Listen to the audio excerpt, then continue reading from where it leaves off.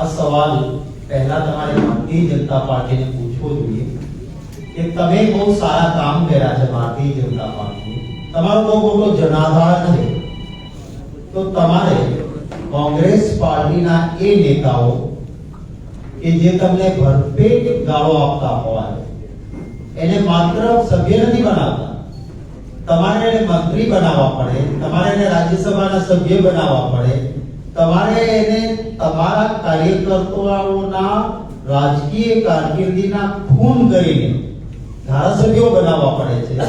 આ શું કામ?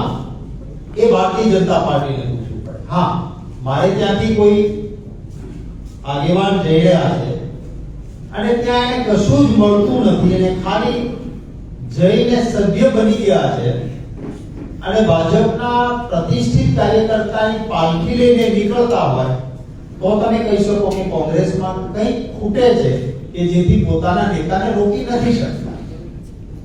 અહીંયા બધું જ મળ્યું હોય, પક્ષે જેને હીરો બનાવ્યા હોય, કેડર બેઝ કહેનારી પાર્ટી, એમણે શું કામ લઈ જવા પડે છે? આ સવાલ એમના બહુ મોટા નેતાઓ તો તમારા સવાલ લેતા જ નથી. પત્રકાર પરિષદમાં વન વે હોય છે, એ બોલે તમારે લખવાનું, ચલાવવાનું 24/7. આ નિયમ છે. અમે સવાલ લઈએ છીએ એટલે આપણે કહીએ છીએ કે આ સવાલ ભારતીય જનતા પાર્ટીને જરૂર પૂછવો જોઈએ.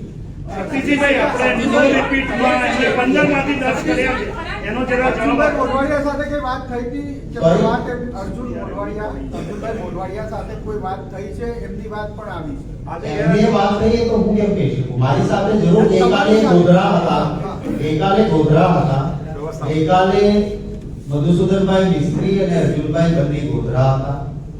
રાહુલજીની યાત્રા માટેની એમણે મીટિંગ કરી હતી. મારી સાથે આજે સવારે પણ એમણે ફોન પર વાત કરી કે હું ગોધરા જઈ આવ્યો છું, આ મીટિંગ કરી છે, તૈયારી બરાબર છે, કાર્યકર્તાઓમાં જુસ્સો છે, કોણ સર્કિટ હાઉસ મળવા આવ્યું હતું એ પણ કહ્યું, કોણ મીટિંગમાં હતું એ પણ કહ્યું. પરંતુ તમે જાણો છો કે ભારતીય જનતા પાર્ટી જે જનાધાર તમારી સાથે હોય તો એ ભારતીય જનતા પાર્ટીએ અમારા એ નેતાઓ, દાખલા તરીકે આખા દેશમાં આ શબ્દ કોઈ શોધીને આપ્યો, રંગા બિલ્લા તો પણ આપ્યો, તમને બધાને ખબર. એવી વ્યક્તિને ભાજપે કેસ કહેરાવવો પડે કદાચ, નંદો ગાંડો એની સરખામણી કોણે કરી અને એને મંત્રી બનાવવો પડે. હું તો ભાજપના પેજ પ્રમુખોને કહીશ કે હવે તમને નથી લાગતું કે આ તમારું ભયંકર અપમાન છે? તો ભલે અમારા નેતાઓને જાય, ભાજપના પેજ પ્રમુખો આવો, આપણે સાથે મળીને ગુજરાતની સેવાના યજ્ઞમાં તમે આહુતિ આપો, કારણ કે તમારી હવે કેડર બેઝ પાર્ટી નથી. શક્તિભાઈ, પેલું નો રિપીટમાં અમે 10 રિપીટ કર્યા છે, એ બાબતે તમારું શું મત? શક્તિભાઈ, એક સવાલ એ છે, તમને નથી લાગતું કે તમારી પાર્ટીમાં ટિકિટ મળે અથવા પદ ઉભું થાય પગથિયાથી ઉપયોગ થતો હોય? આ તો દરેકે સમજ્યું. મા બાપ આપણને ખોળામાં બેસાડી, જમાડી, આંગળી પાડીને ચાલતા શીખવાડી મોટા કરે, પછી એ માતા પિતાને મોટો થયા પછી વ્યક્તિ કહેતો હોય છે કે મા બાપને હવે તમે યાત્રા કરો, આરામ કરો, તમારી સેવા એ મારી જવાબદારી. તમે મને મોટો કર્યો છે, મારે તે રીપે કરવાનું છે, મારે તમને પરત આપવાનું. અને તમે જોયું છે, ઘણાને કોન્ટેક્ટ કર્યો છે. અમારા લલિતભાઈ વસોયાની વિડિયો આપ જુઓ. અમારા કાંતિભાઈ ખરાડીએ કહ્યું કે આદિવાસીનું લોહી વેચાવ નથી, ઇટ મીન્સ એને ખરીદવાનો પ્રયત્ન થયો. હું સલામ કરીશ, મારા તમને દેખાય છે આંગળીના વેઢે ગણાયેલા થોડા, પણ એવા લાખો નેતાઓ, ગુજરાતમાં હજારો નેતાઓ અને લાખો કાર્યકર્તાઓ છે કે જેને ભાજપ ડરાવી નથી શકતી, જેને ભાજપ ખરીદી નથી શકતી, અને આવી સંખ્યા બહુ મોટી છે.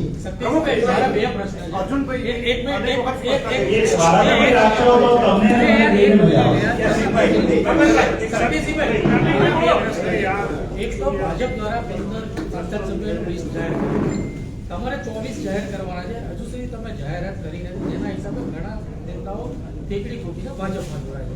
એવી જ એક વાત કોણ એવું કોઈ છે કે તમારે માહિતી કરો? ઈશ્વર પાસે અહેમદ પટેલના છોકરો ફૈજલ પણ પાર્ટી છોડવાની તૈયારીમાં છે, કારણ કે ત્યાં તમારું ગઠબંધન આપ સાથે થયું છે અને ફૈજલ પણ આવું કેરેક્ટર એસએસસી હું કહું તમે ભાજપમાં જવાના છો, તમે ગયા નથી, વાત એ લોકો મારો સોર્સ જણાવે છે. મહેરબાની કરીને જ્યારે થાય ત્યારે એની વાત કરીશું, એ પહેલા પેલી વાત. શક્તિભાઈ, ભાજપની નો રિપીટ થિયરીમાં એમણે 10 રિપીટ કર્યા છે અને હજુય થશે, આપ જાણો છો. એ બાબતે તમારું શું મંતવ્ય? જે પ્રશ્ન ભારતીય જનતા પાર્ટીને પૂછવો જોઈએ મને આપ પૂછો તો હું ભાજપનો પ્રવક્તા તો છું. હું ક્યાં જવાબ આપી શકું? આપ અને કોંગ્રેસનું ગઠબંધન થયું છે. ભરૂચની અંદર કોંગ્રેસમાં પણ એમાં પણ બે ફાટ્યા પડી ગયા છે. અમુક કહે છે કે કોઈ ફાટિયા નથી, ફાટિયા દેખાતા હશે તો ભેગા થઈ જશે. અમારે ત્યાં આંતરિક લોકશાહી છે, પોતાની વાત કરી છે.